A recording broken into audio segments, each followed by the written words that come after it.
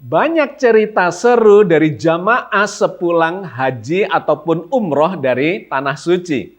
Salah satunya adalah terkait dengan perjuangan untuk bisa mencium Hajar Aswad, yaitu batu hitam yang ada di salah satu sudut bangunan Ka'bah.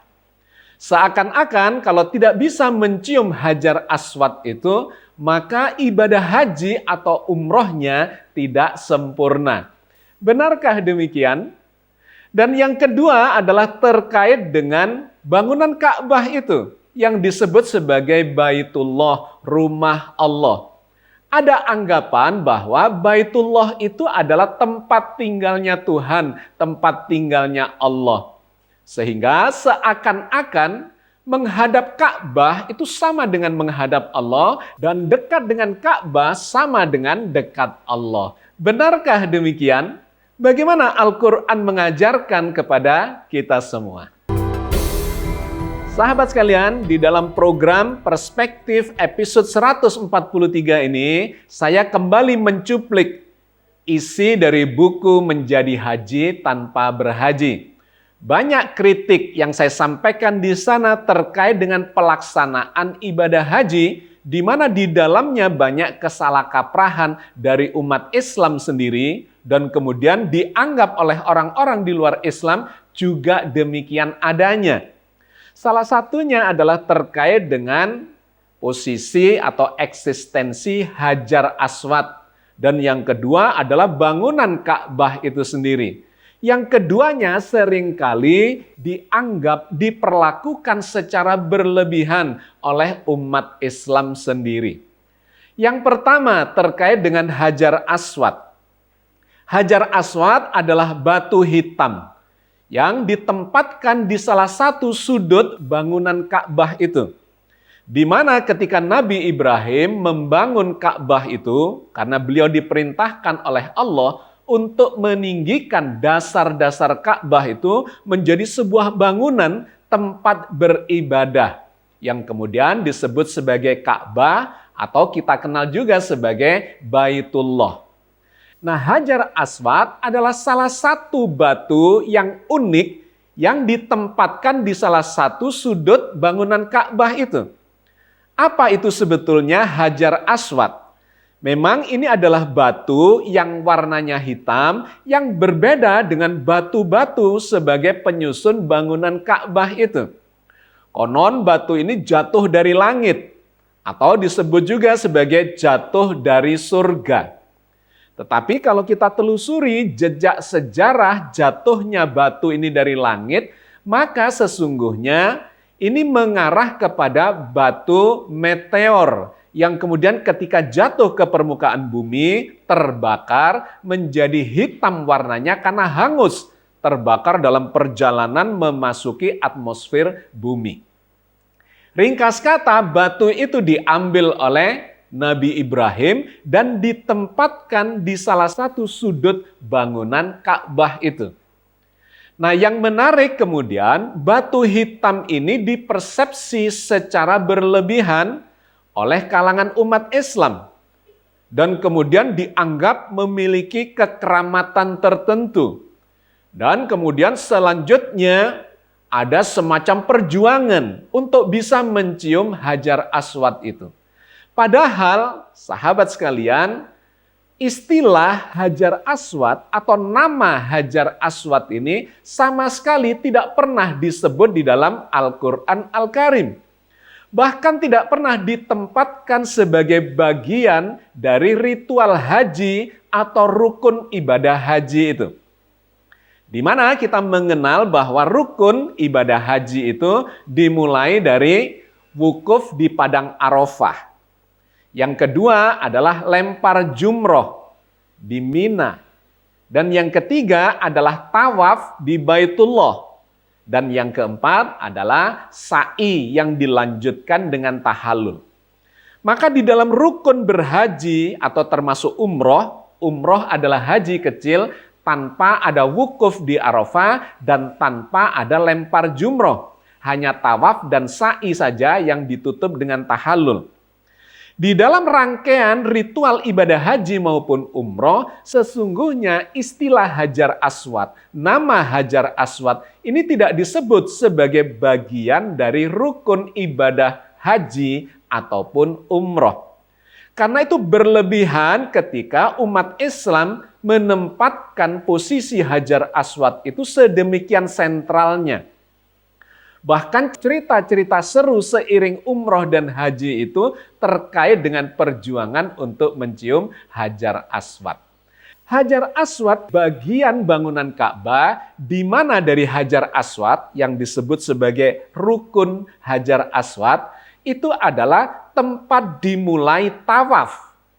Tetapi sesungguhnya Hajar Aswad ini sendiri tidak menjadi bagian dari keimanan apalagi atau bagian dari rukun haji dan rukun umroh termasuk bagian dari rukun tawaf itu.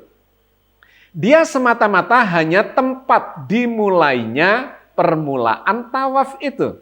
Sehingga nama Hajar Aswad ini di dalam Al-Quran tidak pernah disinggung, tidak pernah disebutkan. Yang disebut misalnya justru adalah Makom Ibrahim. Apa itu Makom Ibrahim? Makom Ibrahim adalah jejak telapak kaki Nabi Ibrahim pada saat beliau membangun Ka'bah itu, di mana jejak kakinya itu tercetak di tanah lembek pada waktu itu dan kemudian menjadi warisan, menjadi peninggalan sebagai jejak sejarah dari telapak kaki Nabi Ibrahim. Nah, itulah yang disebut sebagai Makom Ibrahim, bukan makamnya, tetapi makom adalah tempat berdirinya beliau saat membangun Ka'bah itu. Nah, disinilah Allah kemudian menggambarkan di dalam Al-Quran menyebut Makom Ibrahim itu. Misalnya di dalam surat Al-Baqarah ayat 125. Dan ingatlah ketika kami menjadikan rumah itu atau Baitullah tempat berkumpul bagi manusia dan tempat yang aman. Dan jadikanlah sebagian makom Ibrahim tempat untuk sholat. Dan telah kami perintahkan kepada Ibrahim dan Ismail, bersihkanlah rumahku untuk orang-orang yang tawaf, yang iktikaf, yang ruku, dan yang sujud. Jadi jangankan Hajar Aswad, makom Ibrahim pun disebut Al-Quran tidak lebih hanya sebagai tempat untuk melakukan sholat di antara tempat-tempat yang lain yang ada di seputaran Ka'bah itu. Di mana Nabi Ibrahim dan Nabi Ismail dan keluarganya diperintahkan untuk membersihkan tempat peribadatan Baitullah itu untuk sholat, untuk iktikaf, untuk tawaf, berdoa, dan lain sebagainya. Jadi sahabat sekalian, poin penting dari Hajar Aswad itu sesungguhnya adalah tidak lebih dari bangunan yang melengkapi bangunan Ka'bah atau Baitullah. Sedangkan yang kedua, Baitullah sebagai rumah Allah, ini juga seringkali disalah persepsikan sebagai tempat di mana Allah berada, tempat di mana Allah bersemayam. Tentu saja itu adalah salah besar. Di dalam Al-Quran Al-Karim tidak pernah digambarkan atau dikaitkan antara menghadap Ka'bah itu dengan menghadap Allah. Apalagi digambarkan Allah bersemayam di dalam Ka'bah itu. Dan kemudian menghadap Ka'bah sama dengan menghadap Allah, dekat dengan Ka'bah, dekat dengan Allah. Tentu saja itu adalah kesalahan persepsi yang sangat mendasar. Di dalam surat Ali Imran ayat 95 dan 96, Allah menggambarkan terkait dengan Baitullah itu. Katakanlah, benarlah apa yang difirmankan Allah. Maka ikutilah agama Ibrahim yang lurus, dan bukanlah dia termasuk orang-orang yang musyrik atau mempersekutukan Allah. Sesungguhnya rumah ibadah yang mula-mula dibangun untuk manusia ialah Baitullah yang ada di Bakkah atau di Mekah, yang diberkati dan menjadi petunjuk bagi semua manusia. Ada dua poin penting dari ayat ini. Yang pertama adalah bahwa Baitullah itu sesungguhnya adalah tempat peribadatan, di mana orang-orang yang berada di Mekah atau di Tanah Suci itu beribadatnya ya di tempat itu. Bahkan dulu berada di dalam Baitullah itu. Tetapi kemudian seiring dengan perkembangan umat Islam di seluruh dunia, maka tempat sholatnya ada di sekitaran Ka'bah itu, dan bagi umat Islam yang berada di luar Tanah Suci, menghadapnya, berkiblatnya adalah kepada atau mengarah ke Baitullah itu. Tetapi perlu dipahami dalam sejarah umat Islam bahwa kiblat umat Islam pada awalnya bukan ke Baitullah atau Ka'bah yang ada di Mekah ini, melainkan ke Yerusalem atau ke Baitul Maqdis. Artinya kiblat itu semata-mata hanyalah menunjukkan arah untuk melakukan peribadatan, khususnya terkait dengan sholat. Nah, terkait dengan menghadap kiblat ini, maka Allah menjelaskan di dalam surat Al-Baqarah 177 bahwa menghadap ke timur, ke barat, atau kemanapun arah kiblat itu dari seluruh muka bumi, sesungguhnya bukan itu poin penting dari keimanan itu. Mari kita baca firman Allah dari surat Al-Baqarah 177 ini. Bukanlah menghadapkan wajahmu ke arah timur dan barat itu suatu kebajikan. Akan tetapi sesungguhnya kebajikan itu ialah beriman kepada Allah.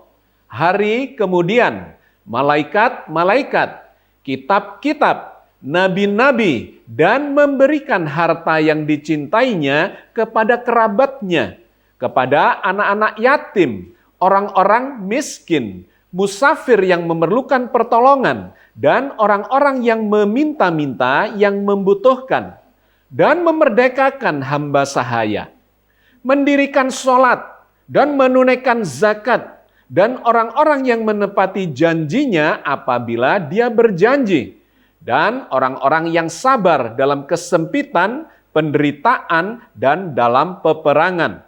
Mereka itulah orang-orang yang benar, dan mereka itulah orang-orang yang bertakwa. Sahabat sekalian, saya kira sudah menjadi jelas terkait dengan dua hal yang menjadi poin dari kajian kita di dalam episode kali ini. Terkait dengan Hajar Aswad, dan yang kedua terkait dengan Baitullah. Bahwa umat Islam telah melakukan atau menyikapi secara berlebihan, memperlakukan Hajar Aswad dan Baitullah itu, karena sesungguhnya keduanya adalah bukan bagian dari keimanan, melainkan adalah tempat untuk menjalankan peribadatan hanya kepada Allah Azza wa Jalla yang meliputi seluruh jagat raya ciptaannya.